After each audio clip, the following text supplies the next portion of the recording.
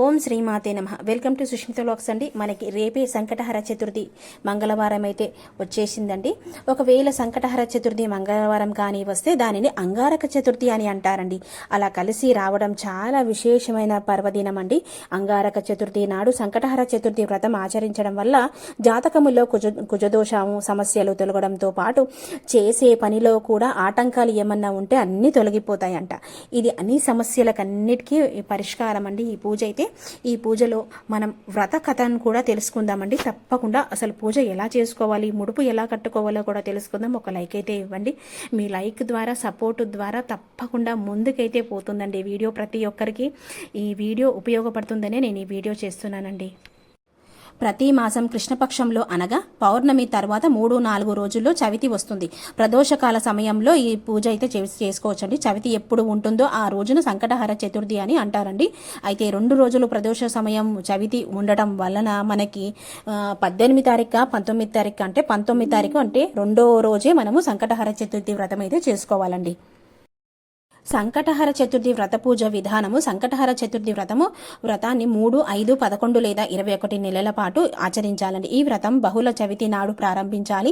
వ్రతం మంగళవారం వచ్చింది కాబట్టి కొత్తగా చేసుకునే వాళ్ళు కూడా చేసుకోవచ్చండి. ఈ రోజు మనకి తొందరగా అంటే శీఘ్రమే మనం కోరికలన్నీ నెరవేరాలంటే ముడుపు కూడా కట్టుకోవాలండి. 1/2 మీటర్ పొడవున ఉన్న తెలుపు లేదా ఎరుపు రవిక గుడ్డని ఒకటి తీసుకొని వినాయకుడి ముందు పెట్టి దానిని పసుపు కుంకుమలతో అలంకరణను చేయాలి. మనస్సులోని కోరికను తలుచుకొని 3 గుప్పిళ్ళ బియ్యాన్ని గుడ్డలో వేసి తర్వాత తమలపాకులలో 2 ఎండు ఖర్జూరాలు, 2 వక్కలు దక్షిణ పెట్టి మనస్సులో కోరికని మరొక్కసారి తలుచుకొని ముడుపు కట్టుకోవాలండి. స్వామి దగ్గర ముడుపు పెట్టాలి. సంకట నాశ గణేష స్తోత్రం సంకటహర చతుర్థి వ్రత కథను చదువుకోవాలండి. ఆ మూటను స్వామి ముందు పెట్టి ధూపము వెలిగించి కొబ్బరికాయ లేదా పళ్ళు స్వామికి నివేదించాలి. తదుపరి గణపతి ఆలయానికి కూడా వెళ్ళి 3 లేదా 11, 21 ప్రదక్షిణ అయితే చేసుకోవాలండి. ముందుగా మనము పూజ కథ అయితే తెలుసుకుందాము. ఈ కథ చదివినా చాలా మంచిది. స్వామికి అష్టోత్తరాలతో గరికతో పూజ చేస్తే ఇంకా చాలా మంచిదండి. ఈ కథ ఏంటో మనం సంకటహర చతుర్థి వ్రత కథ అండి. చేతిలో మనము బియ్యము అంటే అక్షంతలు పట్టుకొని ఉండాలి. ఒకనొక నాడు ఇంద్రుడు తన విమానంలో భృంగడి అనే ఋషి దగ్గరికి వచ్చాడంట.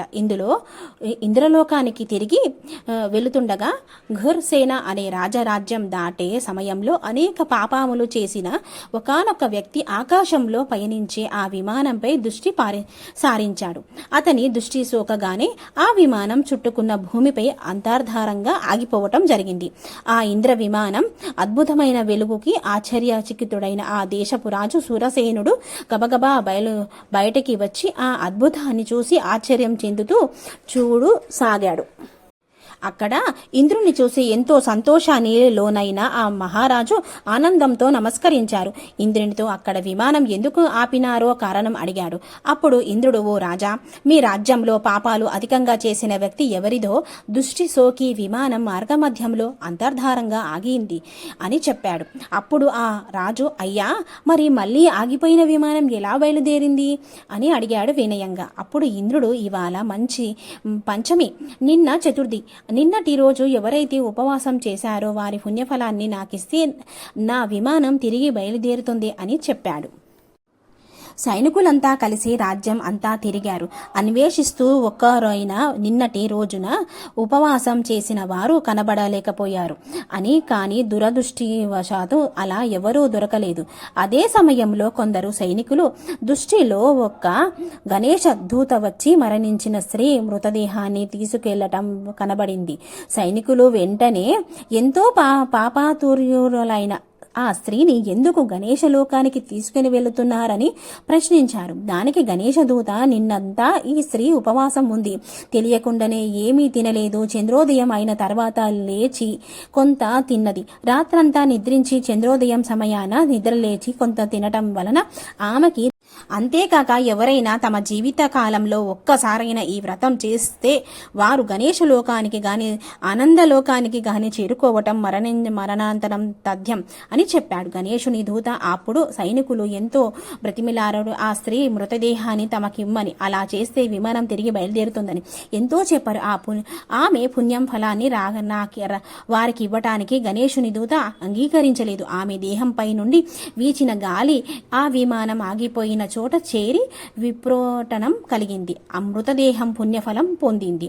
ఇలా ఎవరైతే ఈ సంకటహర చతుర్థి రోజు పూజ చేసుకొని ఈ కథ విన్నా సరే అన్ని శీఘ్రంగా తొందరగా మన కోరికలన్నీ నెరవేరుతాయంట. అందుకే ఈ వీడియో అందిస్తున్నానండి. తప్పకుండా ఈ వ్రత కథనైతే వినండి. ఇంకేమైనా డౌట్స్ ఉంటే చెప్పండి.